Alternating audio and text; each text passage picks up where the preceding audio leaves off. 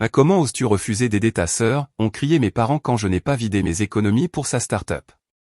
Je n'ai pas discuté, je suis juste parti. Ce matin, ils ont enfin découvert pourquoi. Je m'appelle Harry, j'ai 32 ans et jusqu'à il y a 2 semaines, j'étais la belle-fille aînée qui faisait toujours ce qu'on attendait d'elle. Puis mes parents ont exigé que je vide toutes mes économies de toute une vie, $5000, pour la start-up de ma sœur Isabelle. Quand j'ai refusé, leurs mots m'ont blessé profondément. Ah, comment oses-tu refuser d'aider ta sœur? Tu as toujours été égoïste. Je n'ai pas discuté. J'ai simplement quitté la maison. Ce matin, j'ai finalement rallumé mon téléphone et j'ai trouvé 6 appels urgents en attente. Si tu regardes ça depuis ton téléphone, abonne-toi et partage dans quel endroit tu t'échapperais si la pression familiale devenait insupportable. Mon histoire pourrait te montrer pourquoi parfois partir est la seule manière pour qu'ils te comprennent. En grandissant dans un quartier de classe moyenne dans le nord de Chicago, j'ai appris très tôt qu'être l'aîné signifiait une seule chose, responsabilité. Notre petite maison en briques à 2 étages avec son petit jardin, c'est là que j'ai compris pour la première fois qu'Isabelle et moi vivions sous des règles différentes. Mes parents, tous 2 professeurs dans le lycée local, avaient des attentes très claires pour moi parce que j'étais l'aîné. Harry, tu dois montrer l'exemple, c'est devenu la bande sonore de mon enfance. Une phrase qui a commencé quand je n'avais que 7 ans. Alors que les autres enfants de mon âge passaient leur week-end à faire du vélo ou à des soirées pyjama, on attendait de moi que j'aide aux tâches ménagères, que je m'occupe de ma sœur et que je garde des notes parfaites. Pourquoi je dois toujours laver la vaisselle pendant qu'Isabelle regarde la télé, ai-je demandé à ma mère un après-midi quand j'avais 12 ans. Elle a à peine levé les yeux des copies qu'elle corrigeait. Parce que tu es plus grande et que tu dois apprendre à être responsable. Ta sœur est encore petite. Ce schéma a continué toute notre enfance. Quand j'ai voulu rejoindre l'orchestre de l'école en 6e, mes parents m'ont dit que ça allait interférer avec mes études. Mais 2 ans plus tard, ils emmenaient Isabelle à des cours privés de danse 3 fois par semaine, réorganisant tout l'emploi du temps familial pour sa passion. Nos chambres racontaient l'histoire sans avoir besoin de mots. La mienne était pratique, avec des meubles de seconde main et des étagères pleines de classiques que mes parents disaient être bons pour mon éducation. La chambre d'Isabelle, elle, était redécorée tous les 2 ou 3 ans avec des meubles à la mode, des posters de ses groupes préférés et une télé qu'elle a reçue pour ses 12 ans. Quand je demandais la même chose, la réponse était toujours la même, on ne peut pas se permettre des extravagances. Tu dois être pratique, Harry. Au lycée, les différences sont devenues encore plus visibles. Je travaillais à temps partiel dans un supermarché, j'économisais presque tout pour l'université, tout en contribuant aussi aux dépenses de la maison. Isabelle, elle, recevait de l'argent de poche sans aucune attente. Elle passait ses week-ends au centre commercial avec ses amis, alors que je partageais mon temps entre mes études et les responsabilités de la maison. Mon 16e anniversaire reste particulièrement gravé dans ma mémoire. J'avais espéré une petite fête avec quelques amis proches, rien de spécial. Le jour venu, mes parents ont annoncé qu'on devait plutôt assister à la compétition régionale de danse d'Isabelle. On pourra fêter ton anniversaire le week-end prochain, a dit mon père sans remarquer ma déception. Mon gâteau d'anniversaire a fini par être un détail improvisé à la dernière minute, servi à 23h quand on est rentré à la maison, juste après avoir célébré le trophée de la 3e place d'Isabelle dans son glacier préféré. Tu es presque une adulte, m'a expliqué ma mère quand elle a vu mes yeux briller. Je suis sûr que tu comprends que ces opportunités sont importantes pour l'avenir de ta sœur. Le choix de l'université a tout cristallisé. Même avec une moyenne de 3,9 et du bénévolat qui me laissait très peu de temps libre, mes parents m'ont dirigé vers des options pratiques. L'histoire de l'art, c'est un passe-temps, pas une carrière, m'a sermonné mon père quand j'ai montré mon intérêt pour ce domaine. La finance te donnera de la stabilité. À Isabelle, en revanche, on disait de suivre son cœur et d'explorer sa créativité. Mes parents ont dépensé des milliers de dollars pour des programmes d'art d'été pour elle, pendant que moi je faisais des heures supplémentaires pour pouvoir payer mes manuels scolaires.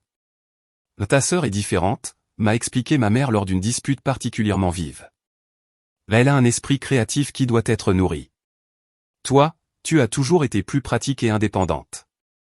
L'ironie, c'était qu'on ne m'avait jamais laissé la possibilité d'être autre chose. Malgré tout, j'aimais profondément ma famille. Chaque fois que l'injustice me faisait mal, je me disais qu'ils devaient avoir leur raison. Peut-être qu'ils voyaient en moi une force qu'ils ne voyaient pas en Isabelle.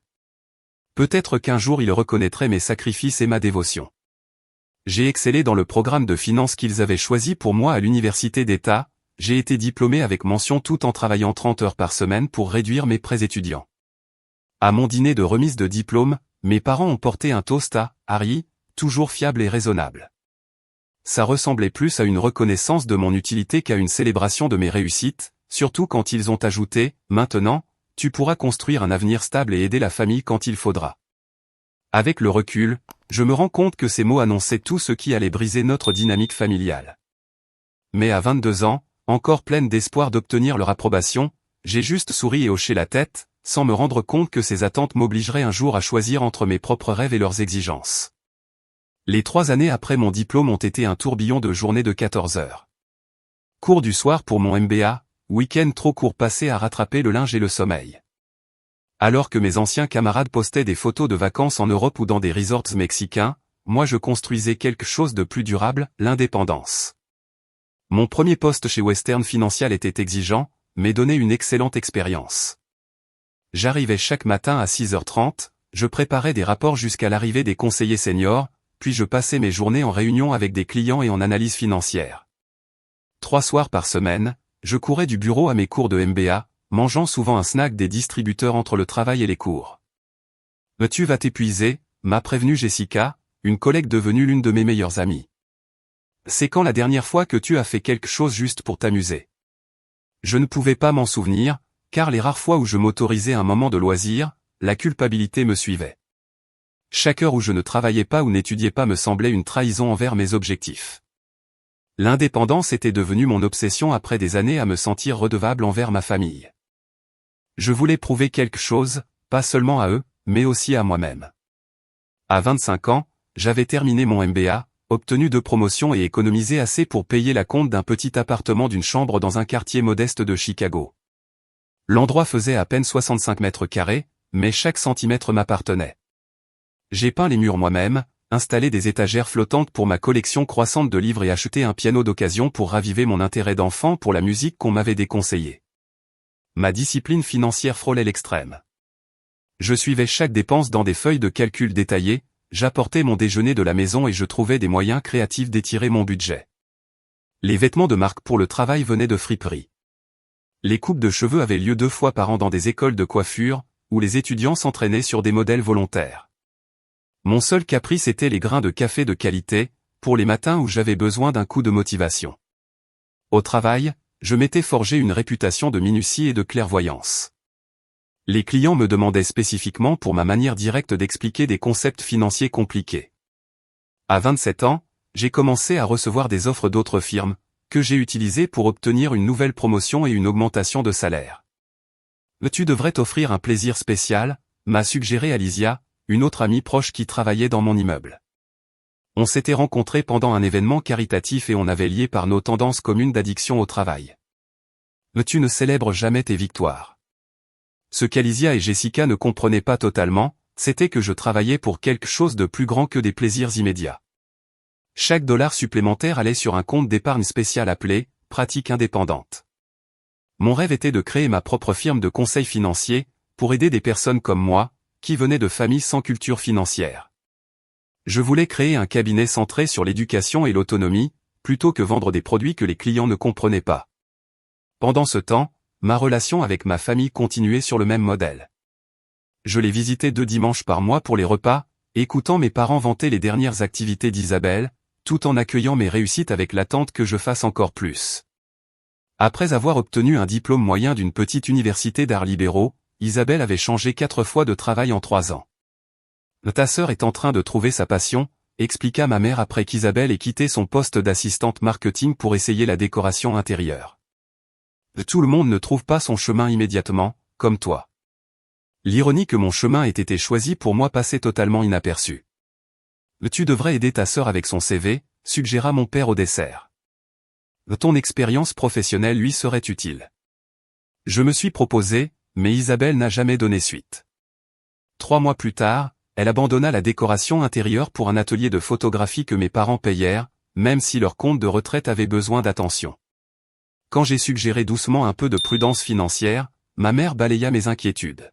« L'argent, c'est fait pour être utilisé, Harry.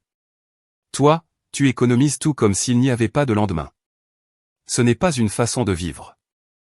Mes tentatives d'expliquer la différence entre une planification prudente et de l'avarice tombaient dans l'oreille d'un sourd. À leurs yeux, Isabelle était créative et visionnaire, tandis que moi, j'étais rigide et sans imagination. Cette perception me blessait, mais j'avais appris à accepter cette dynamique familiale tout en construisant ma vie à part. Pour mon 30e anniversaire, mon fonds pour ma pratique indépendante avait atteint presque 60 000 $. Je calculais qu'il me faudrait 100 000 pour la lancer correctement, avec un bureau, des logiciels sous licence et assez de marge pour construire une clientèle. Avec mon rythme d'épargne, je pensais atteindre cet objectif en 18 mois. Puis arriva l'appel qui allait briser l'équilibre fragile entre mon ambition personnelle et mes obligations familiales.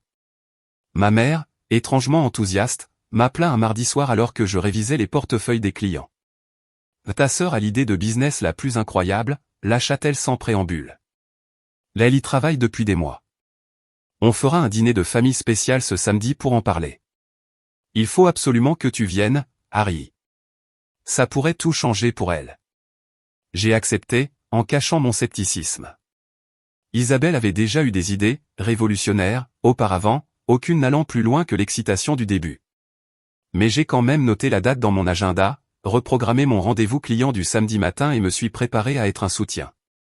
Malgré mes réserves, je n'aurais jamais pu anticiper que ce dîner m'obligerait à choisir entre mon avenir soigneusement construit et les attentes de ma famille. Je n'aurais pas non plus pu prédire que 10 jours plus tard, je vivrais dans un autre état, téléphone éteint, coupant les liens avec les personnes qui étaient censées me valoriser pour autre chose que ce que je pouvais leur donner. L'odeur familière du rôti de ma mère emplissait la maison quand j'arrivais ce samedi soir, pile à 18h30 comme demandé.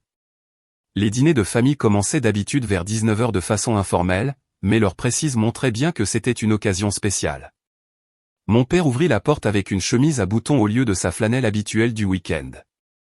Encore un signe de l'importance de la soirée. La voilà, dit-il en m'étreignant rapidement. Tout le monde est déjà dans la salle à manger. C'était inhabituel. D'habitude, ma mère s'activait dans la cuisine jusqu'à la dernière minute pendant que mon père et moi discutions dans le salon. En entrant dans la salle à manger, je trouvais ma mère en train de placer des verres d'eau à côté de la vaisselle spéciale, réservée aux fêtes et aux grandes annonces. Isabelle était assise à la table avec un ordinateur portable ouvert et une pile de dossiers de présentation brillants. Harry. Ma sœur se leva d'un bond pour m'embrasser avec un enthousiasme inhabituel dans notre relation, d'habitude cordiale mais distante. À 25 ans, Isabelle était devenue une belle jeune femme avec les traits délicats de notre mère et des cheveux ondulés naturels que j'avais toujours enviés pendant mon adolescence maladroite de frisottis et d'échecs de lissage. J'ai attendu toute la semaine pour partager ça avec toi, continua-t-elle en montrant la chaise à côté d'elle, où m'attendait un dossier avec mon prénom écrit à la main sur la couverture. Je voulais qu'on soit tous ensemble pour la grande révélation. Le dîner s'est déroulé avec une efficacité inhabituelle, ma mère servant directement des assiettes préparées au lieu de notre habitude de passer les plats. La conversation resta superficielle, remarque sur le printemps inhabituellement chaud, le nouveau bébé d'un cousin, la rénovation du jardin d'un voisin. L'attente montait délibérément jusqu'au dessert, moment où mon père s'éclaircit la gorge. Isabelle a quelque chose de très important à nous présenter, annonça-t-il avec une fierté évidente. On a déjà vu un aperçu, mais elle voulait attendre que tu sois là pour la présentation complète. Ma sœur se leva et alla à la tête de la table, ouvrant son ordinateur portable d'un geste préparé. Merci à tous d'être réunis ce soir, commença-t-elle, comme si elle s'adressait à un conseil d'administration plutôt qu'à une famille de 4 personnes. Je suis ravi de vous présenter ce qui va révolutionner le monde des rencontres, sous le RIDEM. Pendant les 20 minutes suivantes, Isabelle expliqua son concept, une application de rencontre utilisant l'intelligence artificielle pour prédire la compatibilité, basée sur des tests de personnalité, l'analyse des réseaux sociaux et des marqueurs biologiques recueillis par les capteurs du smartphone. Les utilisateurs rempliraient de longs questionnaires, donneraient accès à leur présence en ligne et enregistreraient même leur pouls en regardant les photos de potentiels partenaires. L'IA peut prédire avec 98% de précision si 2 personnes auront de la chimie, affirma-t-elle avec une confiance totale. Ça élimine les suppositions et le temps perdu des rencontres traditionnelles. J'ai écouté attentivement, en remarquant l'absence de détails essentiels. Comment avait-elle déterminé cette précision de 98%? Quels algorithmes traiteraient ces données? Qui développerait les systèmes complexes d'IA qu'elle décrivait? Et surtout, Quelle qualification Isabelle avait-elle pour lancer une plateforme aussi sophistiquée? Quand elle termina avec un geste dramatique, mes parents applaudirent avec enthousiasme. N'est-ce pas incroyable? Demanda ma mère en se tournant vers moi avec espoir. C'est certainement ambitieux, répondis-je prudemment. Puis-je poser quelques questions? Isabelle hocha la tête avec magnanimité. Bien sûr, j'ai anticipé la plupart des inquiétudes dans mon plan d'affaires. Et qui développe la partie IA? Demandai-je. Cela demande une expertise très spécialisée. On va sous-traiter à des développeurs, évidemment, répondit-elle avec dédain. L'important, c'est le concept, et il est 100% à moi. As-tu étudié le marché des applications de rencontres? Il est très saturé et dominé par de grands acteurs avec des millions d'utilisateurs. Le sourire d'Isabelle se crispa légèrement. Mon concept est complètement différent. Tu n'as pas entendu la partie sur les marqueurs biologiques? Personne d'autre ne fait ça justement parce que ça pourrait poser de gros problèmes de confidentialité, fis-je remarquer doucement. As-tu consulté un expert juridique sur les règles de collecte de données? Mon père m'interrompit avant qu'Isabelle ne puisse répondre. Harry, ta sœur ne cherche pas des problèmes, elle partage une opportunité excitante. Je ne fais que poser les questions qu'un investisseur poserait, expliquai-je en essayant de garder un ton bienveillant. Ce sont des points importants. Eh bien, intervint joyeusement ma mère, la bonne nouvelle c'est que nous allons de l'avant. Ton père et moi avons déjà décidé d'investir 50 000 $ de notre fonds de retraite. J'ai failli m'étrangler avec mon café. 50 000? C'est une part énorme de vos économies pour la retraite. Certaines choses valent le risque, dit mon père fermement. Nous croyons à la vision de ta sœur. Isabelle leur sourit rayonnante avant de se tourner vers moi. Et c'est là que tu interviens, Harry. Nous avons besoin de capital supplémentaire pour réaliser ce projet correctement. Il me faut 5 000 $ de plus pour sécuriser l'équipe de développement et lancer la campagne marketing. La pièce devint silencieuse pendant que j'encaissais ces mots. 5 000 $, presque exactement la somme que j'avais économisée pour mon propre projet. Le résultat de plusieurs années de sacrifices et de planification. C'est une somme énorme, dis-je enfin. As-tu contacté un investisseur professionnel? Isabelle agita la main avec dédain. Ils voudront trop de contrôle et de part. Ça doit rester dans la famille, comme ça tout le monde en profitera quand ça décollera. Je remarque que ton plan d'affaires n'inclut pas de projection financière ni d'études de marché, continuai-je en feuilletant le dossier brillant qui contenait surtout des descriptions conceptuelles et des maquettes. Sans ça, ce serait difficile pour n'importe quel investisseur d'évaluer sérieusement l'opportunité. Tout ne peut pas se réduire à des tableaux Excel, Harry, dit ma mère avec un soupçon d'impatience. Parfois, il faut avoir foi dans les gens qu'on aime. J'ai foi en Isabelle, répondis-je prudemment. Mais même les meilleures idées ont besoin d'un plan solide. Je suggérerais de commencer plus petit, peut-être avec un prototype ou un test de groupe avant d'investir autant d'argent. Nous n'avons pas le temps de faire des petits pas, insista Isabelle, sa voix montant d'un ton. Ce marché évolue vite. Si on attend, quelqu'un d'autre fera quelque chose de similaire. Alors peut-être qu'aller chercher du capital risque serait la bonne option, suggérai-je. Il finance précisément ce genre de projet à haut risque et à forte récompense. Tu ne veux simplement pas que ça marche, dit brusquement Isabelle, les yeux plissés. Tu as toujours été jalouse parce que je poursuis mes rêves alors que toi, tu joues la sécurité. Ce n'est pas vrai, protestai-je, vraiment blessé par cette accusation. J'essaie juste de t'aider à aborder ça de manière professionnelle. Si tu la soutenais vraiment, intervint mon père, tu ne mettrais pas tous ces obstacles. Ta sœur a besoin de ton aide, pas de tes critiques. Ce n'est pas une critique de poser des questions basiques sur un plan d'affaires avant d'investir 5 000 $, expliquai-je en me sentant de plus en plus acculé. Cela représente des années d'économie pour moi. Et pourquoi économises-tu qui soit plus important que d'aider ta sœur, exigea ma mère. Pour lancer ma propre société de conseil financier, avouai-je, car je n'avais jamais partagé ce rêve avec eux. Je suis à moins de 2 ans de mon objectif. Il y eut un silence, puis Isabelle éclata de rire avec incrédulité. Un cabinet de conseil financier? Sérieusement? Tu prioriserais quelque chose d'aussi ennuyeux qu'une start-up technologique révolutionnaire?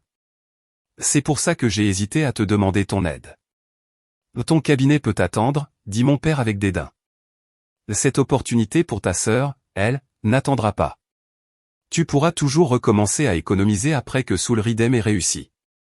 Pendant qu'ils continuaient à me mettre la pression, leurs suppositions devinrent claires. Mes rêves étaient secondaires, ceux de ma sœur étaient essentiels. Mes économies n'existaient pas pour mon futur, mais comme un fonds d'urgence familial auquel on pouvait piocher quand ça arrangeait. Et le plus douloureux, c'est qu'ils ne pouvaient sincèrement pas comprendre pourquoi j'hésitais à donner tout ce pourquoi j'avais travaillé. À la fin de la soirée, des lignes impossibles à franchir avaient été tracées.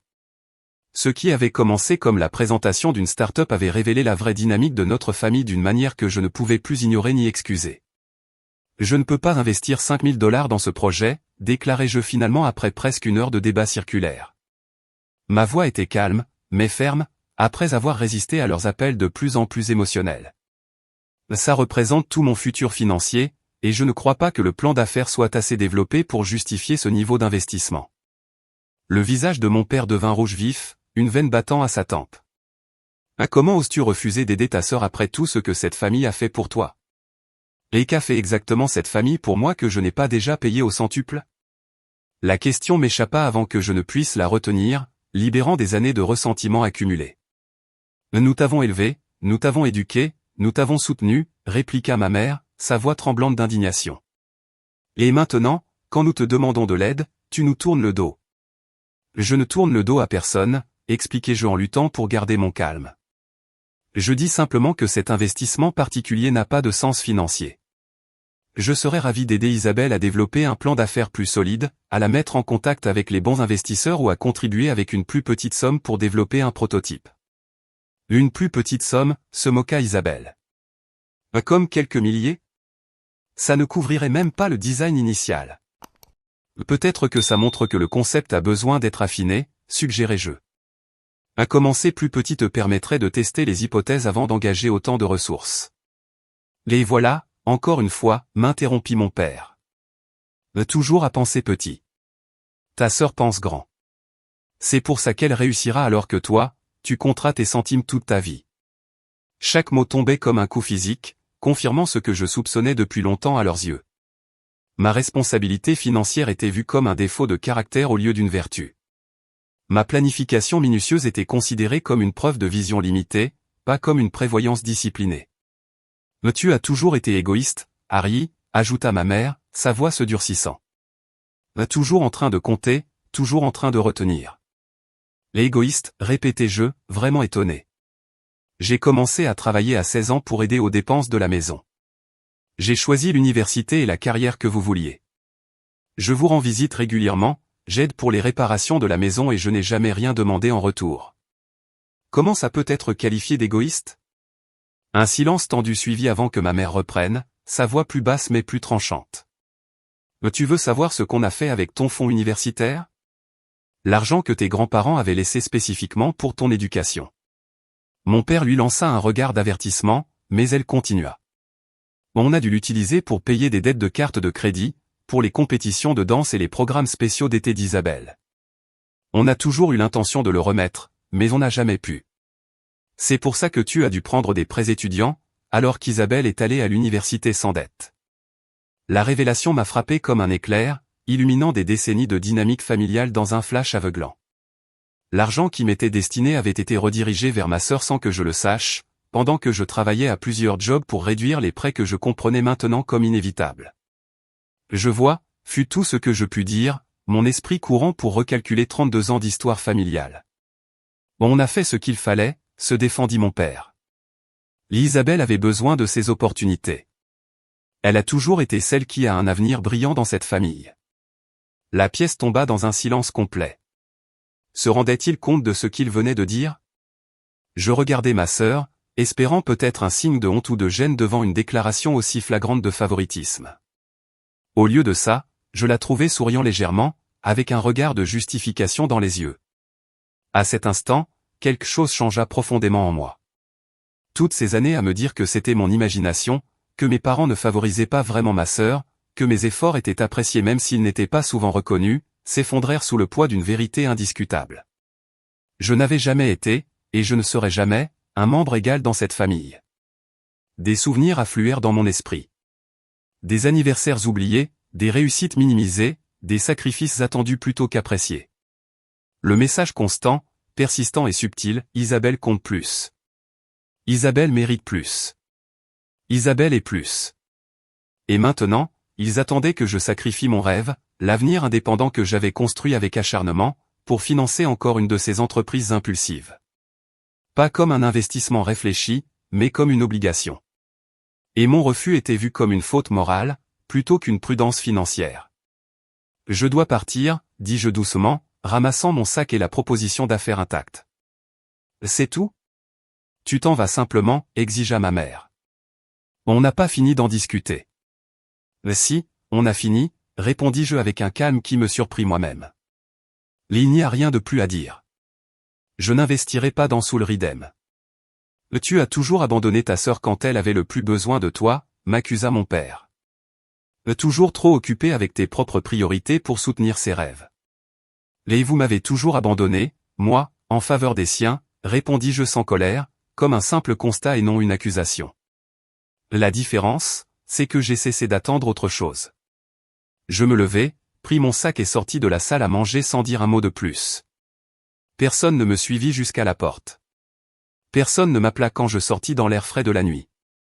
Le silence derrière moi disait tout sur ma place dans la hiérarchie familiale. En conduisant vers chez moi, je me sentais étrangement légère, comme si j'avais laissé tomber un poids que j'avais porté si longtemps que j'en avais oublié son fardeau. À mon arrivée à mon appartement, un plan commençait déjà à se former dans mon esprit. Le lendemain matin, je demandai un rendez-vous avec ma superviseure chez Beston Financial. J'ai besoin de prendre un congé personnel, lui expliquai-je. 2 semaines, peut-être plus. Elle avait l'air inquiète. Tout va bien, Harry? Ce n'est pas ton genre. Ça ira, la rassurai-je. J'ai juste besoin de temps pour réorganiser ma vie. Cet après-midi-là, je contactai un agent immobilier à Seattle, une ville que j'avais visitée une fois pour une conférence financière et qui m'avait immédiatement attiré. L'agent m'envoya par email des annonces dans mon budget. Ce soir-là, je passai la nuit à rechercher des quartiers, des opportunités d'emploi et la logistique d'un déménagement longue distance. Le mercredi, j'avais déposé des demandes de location pour 3 appartements et commencé à contacter des cabinets financiers à Seattle. Le jeudi, on m'accepta pour un petit studio dans le quartier de Ballard, à 20 minutes du centre. Le vendredi, j'organisai avec une société de déménagement l'emballage et le transport de l'essentiel de mon appartement, laissant le reste dans un entrepôt. Pendant ce tourbillon d'activités, mon téléphone resta silencieux. Aucun appel de mes parents pour demander pourquoi j'étais parti brusquement du dîner.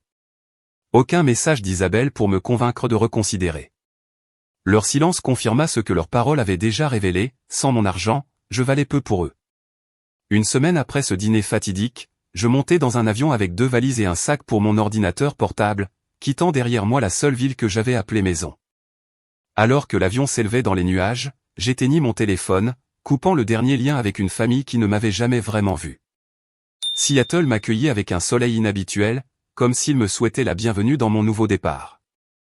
Mon studio était plus petit que mon appartement de Chicago, à peine 46 mètres carrés, avec une petite cuisine et vue sur un mur de briques, mais il représentait quelque chose d'inestimable, la liberté d'échapper à des attentes qui n'avaient jamais été les miennes.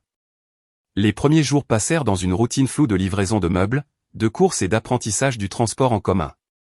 Je gardais mon téléphone éteint, prolongeant mon isolement auto-imposé de tout mon ancien monde, sauf Jessica, à qui j'écrivis un email depuis mon ordinateur, avec une nouvelle adresse que je venais de créer. J'avais besoin d'un nouveau départ, écrivis-je, en lui donnant ma nouvelle adresse mais en lui demandant de ne pas la partager. Je te contacterai quand je serai prête, mais pour l'instant j'ai besoin d'espace pour réfléchir.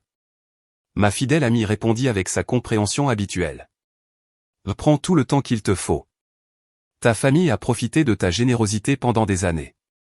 Préviens-moi juste de temps en temps que tu es en sécurité. Avec mes besoins de base assurés, la réalité de ma situation commença à s'installer pendant la 2e semaine. Assise dans un petit café près de Pike Place Market, regardant les ferries traverser la baie d'Elliott sous un ciel gris perle, je me permis enfin de réaliser toute l'ampleur de ce que j'avais fait. Je n'avais pas seulement quitté ma famille après une dispute. J'avais déraciné toute ma vie, abandonné une carrière prometteuse et déménagé dans une ville où je ne connaissais absolument personne. La peur se mêlait à l'euphorie pendant que je buvais un café hors de prix en regardant les inconnus passer. Avais-je réagi de façon excessive? J'aurais peut-être dû essayer une conversation de plus avant de prendre une décision aussi radicale. Puis je me suis rappelé les mots de mon père. Isabelle a toujours été celle qui a l'avenir brillant dans cette famille. 32 années résumées en une seule phrase claire et incontestable sur ma place dans la hiérarchie familiale. Non, je n'avais pas réagi de manière excessive. J'avais enfin réagi de façon appropriée après des décennies à minimiser, excuser et supporter un comportement qui m'avait constamment rabaissé. Ça te dérange si je m'assois à ta table? L'endroit est bondé. Je levai les yeux et trouvai une femme de mon âge montrant la chaise vide en face de moi. Avec ses cheveux courts et foncés, ses yeux chaleureux, elle tenait précautionneusement une tasse de thé et un sac pour ordinateur portable. Bien sûr, allez-y, répondis-je, reconnaissante de la distraction à mes pensées. Merci. Au fait, je m'appelle Olivia. Je vis dans l'immeuble en face du tien, je crois. La maison victorienne bleue transformée en appartement. C'est moi. Je viens d'emménager la semaine dernière. Je suis Harry. Accent de Chicago, demanda-t-elle en organisant ses affaires. C'est si évident? Mon frère vit là-bas. Je reconnais les voyelles plates, dit-elle avec un sourire. C'est pour un nouveau travail que tu es venu à l'Ouest, une nouvelle vie. En fait, répondis-je, me surprenant moi-même par ma franchise, j'avais besoin d'un changement. Quelque chose dans mon ton dut lui en dire plus que mes mots, car elle hocha la tête avec une compréhension inattendue. Parfois, une cure géographique marche vraiment. Seattle est bien pour se réinventer. Personne ne pose trop de questions. Cette brève rencontre devint ma première amitié à Seattle.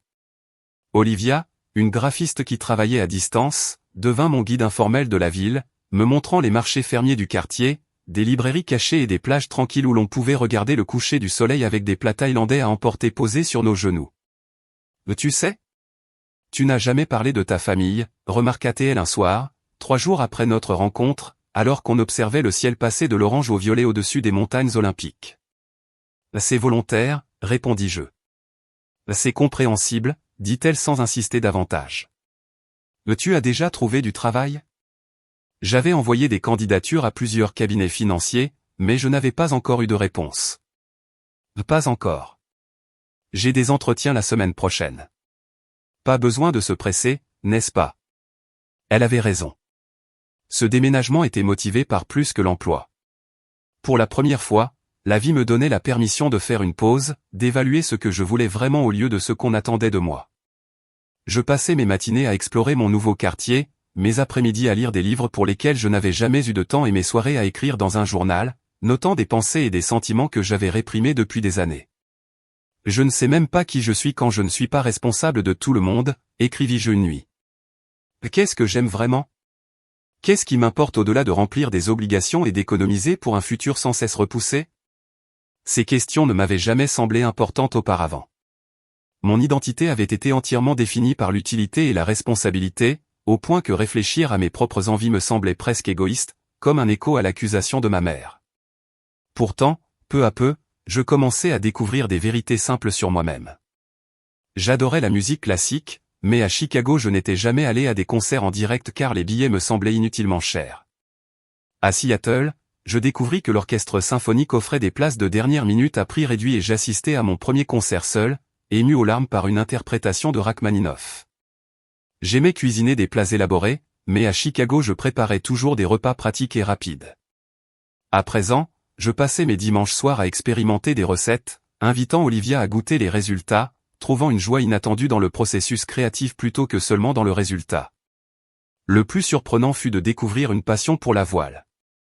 Un centre communautaire près du port proposait des cours abordables le week-end et je trouvais une profonde paix sur l'eau, apprenant à lire le vent et le courant, à maîtriser les nœuds et la navigation. La précision méthodique plaisait à mon esprit analytique, tandis que les éléments imprévisibles du temps et de l'eau défiaient mon besoin de contrôle.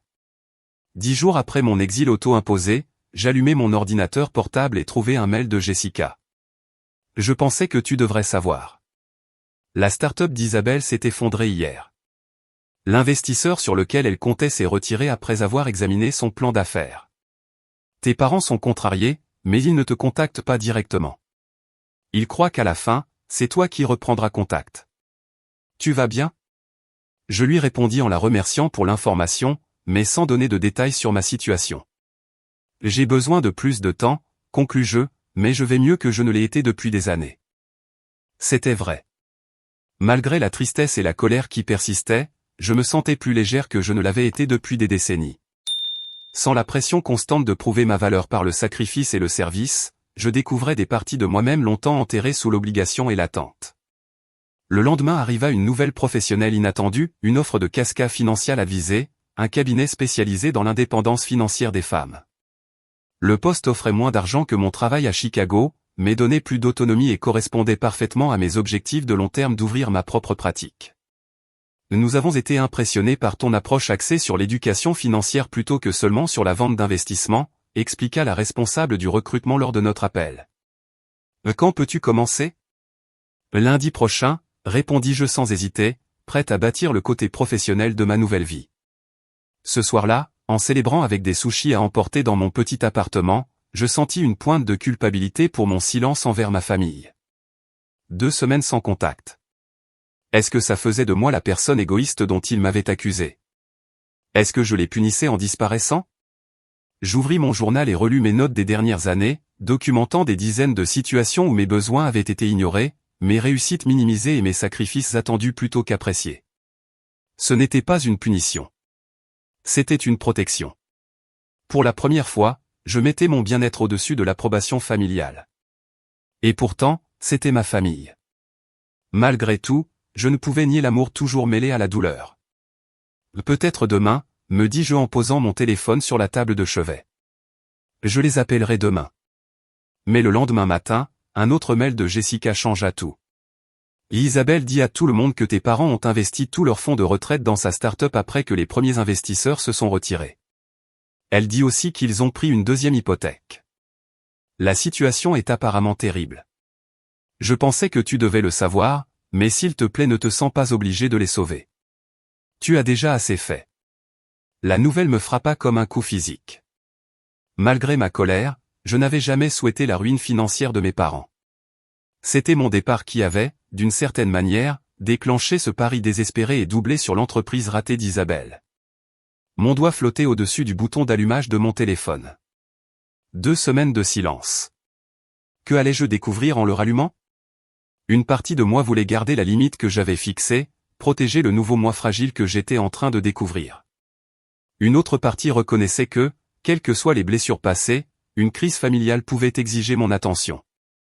Je pris une grande inspiration et j'appuyai sur le bouton, regardant l'écran s'illuminer tandis que les notifications commençaient à apparaître.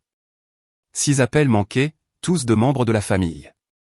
6 messages vocaux en attente d'être écoutés. Quoi qu'ils contiennent, cela allait décider si mon nouveau départ à Seattle était vraiment un nouveau départ ou juste une fuite temporaire de schémas trop ancrés pour être brisé. Le téléphone vibrait sans arrêt tandis que les SMS, les messages vocaux et les notifications d'appels manqués envahissaient l'écran. Je l'ai posé sur le plan de travail de la cuisine, le regardant bourdonner contre la surface stratifiée comme un insecte agité, et j'ai attendu que le déluge numérique s'apaise. Quand le silence est enfin revenu, je me suis servi un verre d'eau, je me suis assise à ma petite table de salle à manger et je me suis préparé à affronter ce qui m'attendait. 6 messages vocaux, classés par ordre chronologique, racontant une histoire rien qu'avec leurs horodatage. Le premier était arrivé 3 jours après mon départ, le plus récent, la veille. J'ai appuyé sur lecture pour le premier message et j'ai entendu la voix d'Isabelle, indignée et accusatrice. Harry, où es-tu? Personne ne peut te joindre. À ton travail, ils disent que tu as pris un congé. Sérieusement, tu te caches parce qu'on t'a demandé de l'aide? Les investisseurs commencent à être nerveux parce qu'on n'a pas assez de capital. C'est ta faute. Rappelle-moi tout de suite. Aucune inquiétude pour mon bien-être, aucune reconnaissance que je pouvais avoir des raisons légitimes de prendre mes distances. Seulement de la culpabilisation et des exigences, comme si ma valeur principale était la contribution financière à son entreprise. J'ai supprimé le message et je suis passé au suivant. La voix de ma mère est arrivée, son ton étant un mélange bien rodé d'inquiétude et de culpabilisation. Harry, ma chérie, nous n'avons pas de nouvelles de toi depuis presque une semaine. Nous nous inquiétons. Je sais que le dîner a été tendu, mais les désaccords familiaux, ça arrive. S'il te plaît, appelle-nous pour nous dire que tu vas bien. Ta sœur a vraiment besoin de ton soutien en ce moment pour son entreprise. Appelle-nous, s'il te plaît. Encore. Le message sous-jacent était clair. Quels que soient mes sentiments, ils étaient secondaires aux besoins d'Isabelle. J'ai continué avec le troisième message, de mon père. Cette petite comédie de disparaître est infantile et irresponsable, Harry. Tu as des obligations envers cette famille. Les partenaires de ta sœur posent des questions sur le financement et on leur a dit que tu contribuerais. Maintenant on a l'air idiot. Ce silence doit cesser.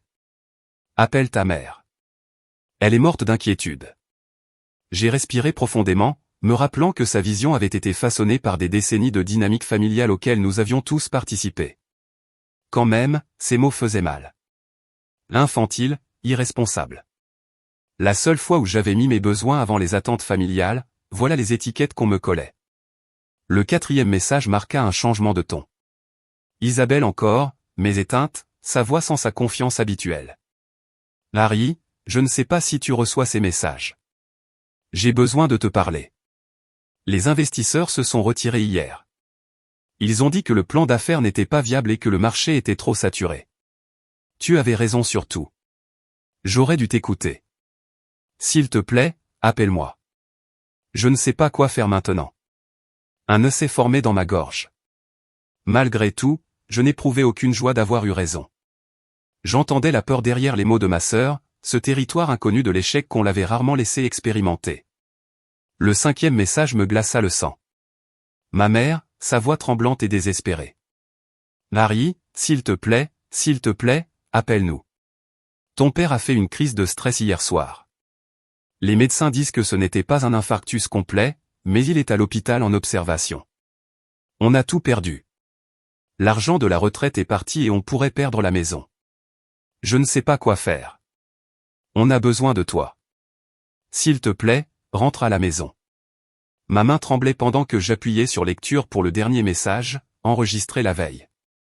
Isabelle encore, sa voix se brisant à plusieurs reprises. Petite sœur, j'ai vraiment tout gâché. Après que les investisseurs se sont retirés, j'ai convaincu maman et papa de mettre la maison en garantie pour un prêt professionnel. Maintenant la banque menace de saisir. Papa me blâme. Maman n'arrête pas de pleurer.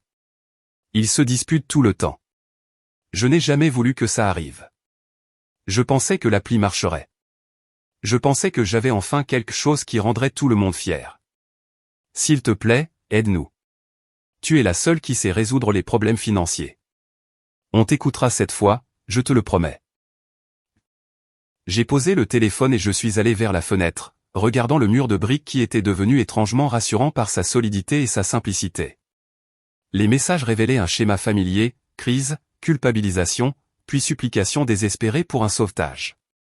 Sauf que cette fois, les enjeux étaient bien plus élevés que jamais.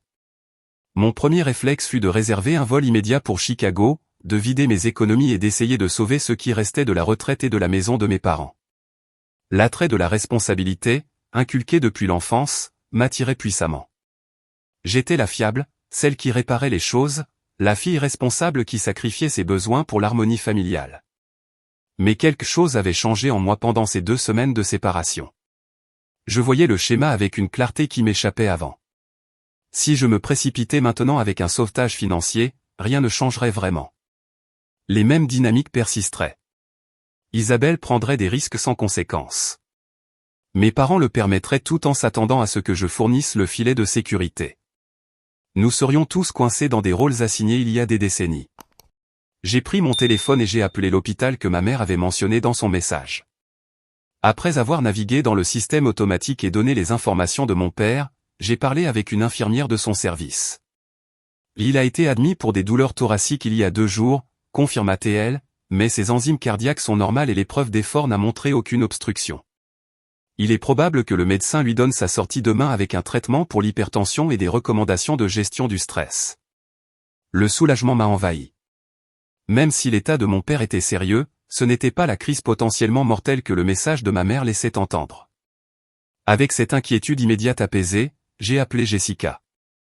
Peux-tu découvrir discrètement à quel point leur situation financière est vraiment mauvaise, ai-je demandé après lui avoir expliqué les messages vocaux. Je peux essayer, proposa-t-elle.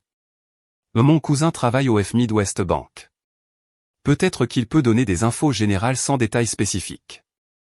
2 heures plus tard, Jessica me rappela. Ce n'est pas bon, mais pas aussi catastrophique qu'ils le disent. Ils ont pris une deuxième hypothèque il y a environ 10 jours pour $5 000. Combiné au retrait du fonds de retraite, ils ont investi au total environ $15 000 dans l'entreprise d'Isabelle. La maison vaut environ 300 000. Donc ils ne sont pas encore au fond du trou, mais ils sont clairement surchargés. Merci, dis-je en traitant ces informations. J'apprécie ce que tu fais. Qu'est-ce que tu vas faire, demanda-t-elle. Pas ce que j'aurais fait il y a 2 semaines, répondis-je. J'ai besoin de passer quelques appels. Pendant les 24 heures suivantes, j'ai parlé avec un conseiller financier spécialisé dans la reconstitution de retraite, un avocat immobilier pouvant conseiller sur la prévention des saisies, et une thérapeute travaillant avec des familles en crise. J'ai rassemblé des ressources, des options et des recommandations sans contacter directement ma famille. J'ai aussi appelé mon nouveau employeur chez Cascade Financial pour expliquer la situation et demander une date de début flexible. Crise financière familiale, ai-je expliqué simplement. J'ai besoin d'aborder ça avant de pouvoir m'engager complètement ici. Prends tout le temps nécessaire, dit le responsable du recrutement. Le poste t'attendra. La famille passe avant tout. Ces mots me firent réfléchir. La famille passe avant tout. Combien de fois cette phrase avait-elle été utilisée comme une arme pour exiger mon sacrifice tout en excusant les autres de leurs responsabilités? Cette fois-ci, je définirais moi-même ce que « la famille d'abord » signifiait. Après une réflexion attentive, je rédigeai un email pour mes parents et Isabelle depuis mon nouveau compte, rompant mon silence de manière volontaire et stratégique. J'ai reçu vos messages et je comprends la gravité de la situation. Je suis en sécurité et je vais bien. J'ai eu besoin d'espace pour réévaluer nos dynamiques familiales après notre dernière interaction. Je suis prête à aider, mais pas de la façon dont je l'ai fait dans le passé. J'ai organisé une réunion pour vous avec le conseiller financier Robert Williams lundi à 14 h dans son bureau de Chicago. Il est spécialisé dans les stratégies de récupération de retraite et la sauvegarde de maison. Je participerai par visioconférence. Veuillez apporter tous les documents financiers liés à la maison, au compte de retraite et au prêt commercial. C'est la première étape pour résoudre la crise immédiate. Une aide supplémentaire dépendra de notre conversation lors de cette réunion. J'inclus les coordonnées et l'adresse du bureau du conseiller, puis j'appuyais sur « Envoyer » avant de pouvoir hésiter. En quelques minutes, mon téléphone sonna avec le numéro de ma mère. Je laissai l'appel aller sur la messagerie et j'entendis ensuite son soulagement en pleurs et ses nouvelles supplications pour que je rappelle immédiatement. Je répondis par un bref SMS, « Je ne suis pas encore prête pour une conversation directe. Veuillez vous concentrer sur la préparation des documents financiers pour la réunion de lundi. Nous parlerons alors. » Poser des limites fermes était un territoire nouveau pour moi, mais aussi inconfortable que cela semblait, j'en reconnaissais la nécessité. Cette crise offrait une opportunité de rétablir des schémas enracinés, mais seulement si je maintenais la clarté que la distance m'avait donnée. Le dimanche soir, j'avais compilé une évaluation complète de leur situation basée sur les informations recueillies par Jessica et sur mon propre savoir professionnel.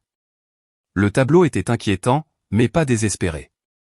Avec une bonne restructuration, une discipline budgétaire et peut-être la vente de certains actifs, mes parents pouvaient retrouver une bonne partie de leur sécurité pour la retraite. La maison pouvait être sauvée si des mesures rapides étaient prises. La vraie question n'était pas de savoir si je pouvais les aider à traverser cette crise financière. Je le pouvais, et une partie de moi le voulait. La vraie question était de savoir si le faire perpétuerait les dynamiques malsaines qui avaient défini notre famille pendant des décennies ou si cette crise pouvait devenir un catalyseur pour un changement significatif. La réunion de lundi allait déterminer si ma famille voulait vraiment mon aide et mes conseils, ou simplement mon argent et mon obéissance. Elle allait aussi révéler si j'avais réellement changé ou si je retomberais dans les vieux schémas d'autosacrifice pour préserver la paix. Alors que je me préparais à dormir ce dimanche soir, je réalisais que, peu importe le résultat, j'avais déjà accompli quelque chose de significatif. J'avais brisé un schéma de toute une vie, celui de répondre automatiquement aux demandes familiales. Quoi qu'il arrive ensuite, cela représentait une croissance à laquelle je n'étais pas prête à renoncer. La salle de conférence du cabinet de Robert Williams était neutre et professionnelle, exactement l'ambiance que j'espérais en organisant cette réunion. À travers l'écran vidéo, je voyais ma famille assise ensemble d'un côté d'une table en chêne poli. Mon père, palmés alerte, ma mère, triturant un mouchoir en papier, et Isabelle, inhabituellement sobre, portant un chemisier classique au lieu de sa tenue à la mode habituelle. Merci à tous d'être venus, commençai-je, ma voix plus ferme que je ne l'avais prévu. Et merci à toi, Robert, d'avoir accepté de faciliter cette discussion. Le conseiller hocha la tête avec professionnalisme. J'ai examiné la documentation que vos parents ont fournie.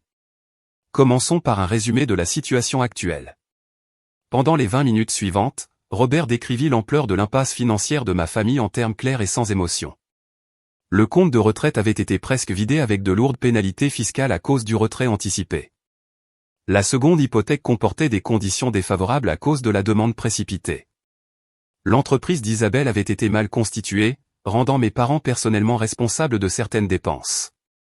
Le déficit total approchait les $10 000, incluant pénalités et intérêts accumulés. Sans intervention, conclut Robert, une procédure de saisie pourrait commencer dans 3 ou 4 mois. En plus, il ne reste pas assez d'actifs de retraite pour assurer un revenu de sécurité. Mon père fixait la table tandis que ma mère s'essuyait les yeux. Isabelle regarda enfin directement la caméra pour la première fois depuis le début de la réunion, son expression mélange de honte et de supplication. Harry m'a demandé de présenter plusieurs chemins possibles à suivre, continua Robert en distribuant des dossiers à chacun d'eux. Je vais les décrire brièvement, puis je vous laisserai du temps pour en discuter en famille. Les options que j'avais élaborées avec l'aide de Robert comprenaient la restructuration de l'hypothèque avec une durée plus longue pour réduire les mensualités, la vente de la maison et le déménagement dans un logement plus petit pour éliminer complètement la dette, la protection par faillite comme dernier recours, et un accord de prêt familial soigneusement structuré où je fournirais assez de capital pour éviter la saisie, mais avec des protections légales pour moi. Je vais sortir pour vous laisser de la confidentialité pour votre discussion, dit Robert en plaçant un bloc-notes devant eux. Notez vos questions pour mon retour. Quand la porte se referma derrière lui, le silence remplit les 2 pièces pendant presque 1 minute entière. Tu as simplement disparu, dit enfin ma mère, sa voix à peine un murmure. 2 semaines sans un mot. On a cru qu'il t'était arrivé quelque chose de terrible. Quelque chose de terrible est arrivé, répondis-je calmement. Lors de notre dernier dîner, j'ai découvert que ma place dans cette famille n'a jamais été ce que je pensais. Papa a dit qu'Isabelle était celle qui avait l'avenir brillant. Vous avez révélé que vous aviez dépensé mon fonds universitaire pour ses activités. Quand j'ai refusé de vider mes économies pour une autre de ces entreprises, on m'a traité d'égoïste et d'ingrate. Nous étions bouleversés, m'interrompit mon père. Les gens disent des choses qu'ils ne pensent pas quand ils sont vraiment en colère. Ou bien ils disent enfin ce qu'ils pensent vraiment quand les émotions dépassent les filtres sociaux, demandai-je. Dans tous les cas, j'avais besoin d'espace pour évaluer si je voulais continuer à participer à une dynamique familiale où je suis valorisé principalement pour ce que je peux donner et non pour qui je suis. Ce n'est pas juste, protesta faiblement ma mère. Ce n'est pas juste, répliquai-je. Quand est-ce que l'un de vous a demandé pour la dernière fois quels étaient mes rêves, mes objectifs, mon bonheur ? Quand Isabelle a annoncé son idée de start-up, vous avez immédiatement investi vos fonds de retraite. Quand j'ai mentionné mon projet d'ouvrir ma propre société de conseil financier, papa l'a rejeté comme quelque chose qui pouvait attendre, parce que les besoins d'Isabelle étaient plus urgents. Ils l'ont toujours été. Isabelle leva enfin les yeux, les larmes coulant sur son visage. Tu avais raison sur tout. Le plan d'affaires était plein de trous. Le marché était saturé. Je ne comprenais pas assez bien la technologie pour le gérer correctement. Je voulais juste tellement réussir dans quelque chose d'important. Tu aurais pu réussir avec une bonne planification et des attentes réalistes, dis-je en adoucissant un peu mon ton. Je voulais t'aider à faire ça. Au lieu de ça, tu m'as accusé de jalousie et de sabotage. Je le sais, murmura-t-il. Je suis vraiment désolé, de Harris. Je n'ai jamais pensé qu'on en arriverait là. Je n'ai jamais pensé que maman et papa risqueraient tout. C'était notre décision, dit mon père fermement. Ne te blâme pas pour cette partie, Isabelle. Mais c'est exactement ce schéma qui nous a amenés ici, fis-je remarquer. Isabelle prend des risques sans penser aux conséquences. Vous deux, vous enlevez tous les obstacles et amortissez tous les échecs. Et d'une façon ou d'une autre, on attend de moi que je règle les problèmes qui en résultent sans avoir eu mon mot à dire dans les décisions qui les ont créés. Ma mère s'essuya les yeux. Nous n'avons jamais voulu que tu te sentes sous-estimé, de Harris. Nous avons toujours su que tu irais bien parce que tu étais très capable, très responsable. Isabelle semblait avoir besoin de plus de soutien. Avait-elle vraiment besoin de plus de soutien ou bien votre attention supplémentaire a créé une personne qui ne peut pas fonctionner sans ça? Demandai-je. En nous traitant de manière si différente, vous nous avez blessés toutes les deux, mais d'une façon différente. Mon père leva les yeux et croisa mon regard pour peut-être la première fois depuis des années. Où es-tu, de Harris? Reviendras-tu à la maison pour nous aider à résoudre ça? Je suis à Seattle, répondis-je. J'ai accepté un poste dans une société de conseil financier ici et j'ai loué un appartement. Je construis une nouvelle vie, une où ma valeur n'est pas déterminée par ce que je peux apporter aux autres. Seattle. Ma mère semblait stupéfaite. Tu as déménagé à l'autre bout du pays sans nous le dire. J'avais besoin d'une coupure nette pour prendre du recul. Je suis prête à vous aider à gérer cette crise financière, mais mon aide vient avec des conditions cette fois. Les trois échangèrent des regards avant que mon père demande « Quelles conditions ?» Premièrement, je ne vais pas simplement signer un chèque et disparaître. Toute aide financière sera structurée comme un prêt formel avec une documentation légale et des conditions de remboursement, pas comme un cadeau ou une obligation familiale. Deuxièmement, nous quatre participerons à des séances de thérapie familiale par visioconférence. Nous avons des schémas qui nous ont blessés tous de différentes manières. Si nous ne les affrontons pas, nous finirons à nouveau dans une crise. Troisièmement, Isabelle doit assumer sa part de responsabilité dans cette situation. Ça veut dire trouver un emploi immédiatement, contribuer aux dépenses du foyer et élaborer un plan de remboursement pour sa part de l'investissement perdu. Enfin, mes parents doivent reconnaître que je construis maintenant ma propre vie avec des objectifs et des priorités aussi valables que ceux d'Isabelle. Mes économies sont pour mon avenir, pas un fonds d'urgence familial. Le silence retomba à nouveau pendant qu'ils absorbaient mes conditions. Je ne leur avais jamais parlé de cette manière auparavant, avec des limites claires et des attentes au lieu d'une obéissance automatique. Et si nous refusons ces conditions, demanda finalement mon père, un éclat de son autorité habituelle revenant dans sa voix. Alors vous devrez chercher l'une des autres options que Robert a décrites, vendre la maison, restructurer par vous-même ou envisager la protection par faillite. Je serai toujours votre fille et la sœur d'Isabelle, mais je ne sacrifierai pas mon bien-être ni ma sécurité financière pour un système familial qui me dévalorise constamment. Ma mère se mit à pleurer vraiment, pas les larmes manipulatrices que j'avais souvent vues pendant les disputes familiales, mais des sanglots profonds qui secouaient son corps et exprimaient une douleur sincère. Nous n'avons jamais voulu te faire du mal. Nous n'avons jamais vu, je ne me suis jamais rendu compte. Je te crois, dis-je gentiment, mais l'impact compte plus que l'intention. Vous m'avez fait du mal, encore et encore, profondément. Je suis prête à travailler pour guérir ces blessures, mais pas en revenant au vieux schéma. Isabelle tendit la main sur la table et prit celle de notre mère. Je vais trouver un travail cette semaine, maman, et je vais commencer à rembourser ce que je peux. De Harris a raison sur tout. Mon père resta assis en silence plusieurs instants avant de parler. J'ai dit des choses que je regrette profondément sur ton avenir, sur le fait que ton travail de conseil était moins important. La vérité, c'est que j'ai toujours été fier de toi, de Harris, si responsable, si capable. Peut-être que je l'ai pris pour acquis. Peut-être que nous l'avons tous fait. Merci d'avoir dit ça, répondis-je en sentant un nœud dans ma gorge. Ça veut dire beaucoup de l'entendre. Nous avons passé l'heure suivante à discuter des prochaines étapes pratiques. Robert est revenu et nous avons élaboré ensemble un plan préliminaire. Je fournirai un prêt structuré pour éviter la saisie immédiate de la maison. Mes parents consulteraient un spécialiste en hypothèque pour examiner les options de refinancement.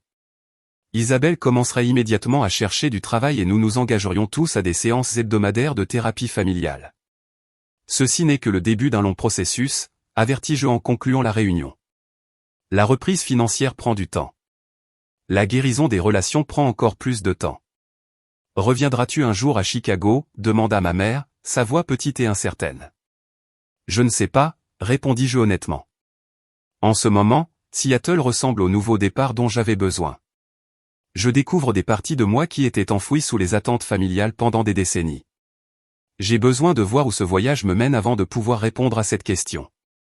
Alors que nous nous disions au revoir, je remarquai un changement dans l'expression d'Isabelle, une nouvelle conscience dans ses yeux pendant qu'elle me regardait. Je n'ai jamais réalisé combien je t'ai pris, dit-elle doucement. Pas seulement de l'argent ou de l'attention, mais l'opportunité d'être ton vrai toi. Je suis vraiment désolé, petite sœur. C'était la chose la plus sincère que ma sœur m'ait jamais dite. 6 mois plus tard, beaucoup de choses avaient changé. Mes parents avaient réussi à refinancer leur hypothèque avec de meilleures conditions. Mon père avait pris sa retraite de l'enseignement comme prévu, mais avait accepté un emploi à temps partiel comme tuteur pour compléter ses revenus. Ma mère avait commencé une thérapie pour son anxiété, qui avait alimenté une grande partie de son comportement de facilitatrice au fil des années. Isabelle avait peut-être changé de la manière la plus radicale. Après avoir obtenu un poste de débutante dans une entreprise de marketing, elle s'était inscrite à des cours du soir en gestion d'entreprise, abordant ses études avec une discipline sans précédent. Lors de nos appels vidéo désormais réguliers, elle posait des questions sur la planification financière et les budgets, semblant réellement intéressée à développer des compétences qu'elle avait auparavant méprisées. Quant à moi, je m'épanouissais à Seattle. Mon poste chez Cascade Financial avait évolué pour inclure le développement d'ateliers éducatifs pour les femmes cherchant l'indépendance financière après un divorce ou un changement de carrière. Je m'étais fait des amis en dehors d'Olivia, en rejoignant un club de voile et un orchestre communautaire où je réapprenais à jouer du violon que j'avais abandonné dans mon enfance. Et le plus important, j'avais découvert un sentiment d'estime de moi qui existait indépendamment de ce que je pouvais apporter aux autres. Ma valeur était intrinsèque, pas utilitaire. Fixer des limites n'avait pas détruit mes relations familiales comme je le craignais. Au contraire, cela avait créé un espace pour des liens plus authentiques basés sur le respect mutuel au lieu de rôles établis. Le voyage continuait. La thérapie familiale continuait de mettre en lumière des schémas et des déclencheurs qui demandaient des efforts conscients pour changer. La reprise financière prendrait des années au lieu de mois. La confiance, une fois brisée, se reconstruisait lentement à travers des actions constantes plutôt que des promesses ou des excuses. Mais pour la première fois de ma vie, j'avais un véritable espoir pour l'avenir de ma famille.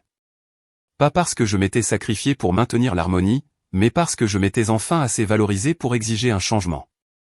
Parfois partir est le seul chemin pour être vraiment vu.